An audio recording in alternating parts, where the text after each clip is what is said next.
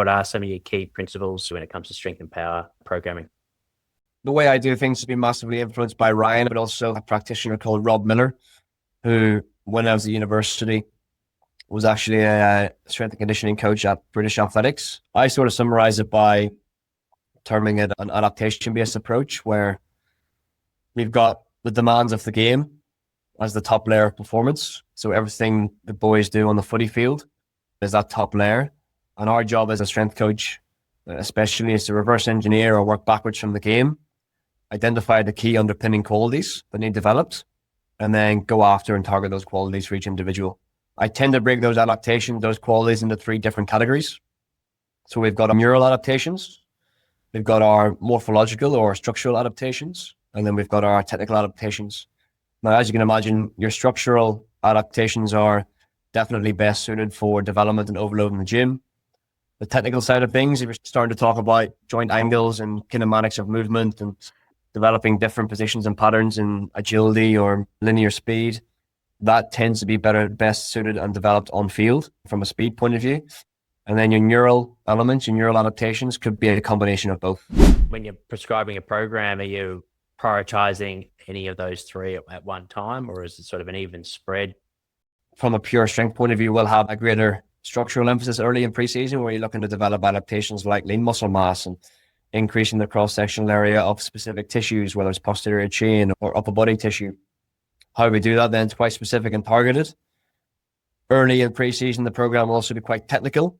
If you're a speed coach and early in preseason, you're developing different postures and patterns and positions outside and educating the players about what different movements should look like, but also more importantly, feel like.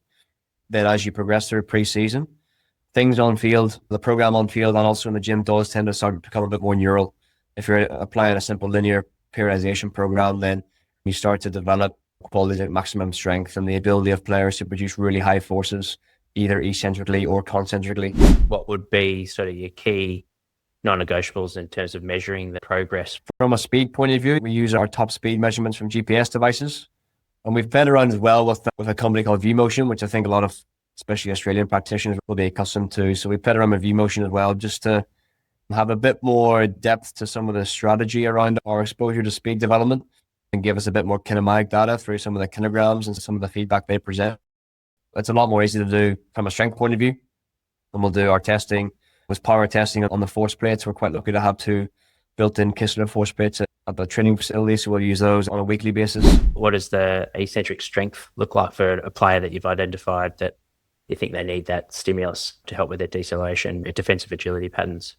Yeah, so again, like, we'll never, if it's going to be something like eccentric rate of force development, and that's going to be a specific adaptation that they need, I wouldn't necessarily pull out our eccentric strength work. They'd still get that max strength stimulus. And again, that would just come in their big rock. Is it a front squat? Is it a back squat? Is it a Bulgarian? Whatever it might be. Is it a Hatfield squat if they're struggling with the patella tendons and that type of thing?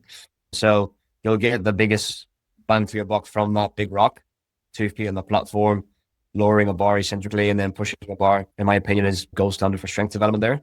But then when you start looking at some of the more niche ways to develop it, yeah, you might have some flywheel variations in there where you really are starting to target and overload eccentric rate of force development. I like the flywheels because you can get a little bit more exposure to volume on there compared to doing different variations of jerks, for example, which you'll develop eccentric rate of force development from jerks, but you do a single rep, you reset, you do a single rep reset, you're probably not going to get through 5, 6, 7, 8 reps each side compared to what you might get to on a K-box. You've got a gym rotation typically in the afternoons and you're about to put that cap on.